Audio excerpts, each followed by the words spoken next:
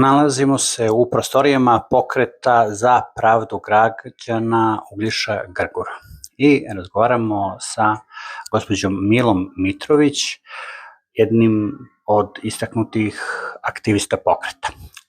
Gospođo Mila, da vas pitam, koje konkretno pitanje vas je konačno opredelilo da se priklonite Pokretu? Muka i nevolja koja nas je zadesila od privatnih izvršitelja. A kako biste u 3 reči opisali svoju političku filozofiju? Borba za pravdu svih građana, bez obzira na veru, boju kože, nacionalnost, jedno od najvažnijih pitanja. Za sve nas isto. Da, to je ono ka čemu ljudi teže.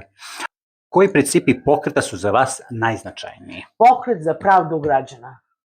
Znači, možemo da kažemo pravda za sve Pravda za sve. građane Sve Srbije. ono što je naš Uglješa Grgur rekao, to podržavam i smatram da svi građani žele i čekaju pravdu jednako za sve.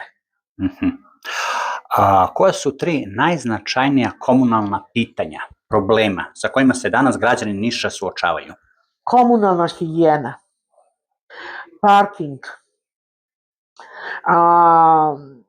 neasfaltiranih ulica, mali broj vrtića. Čeka se po godinu dana da bi dete došlo na red za upis u vrtić.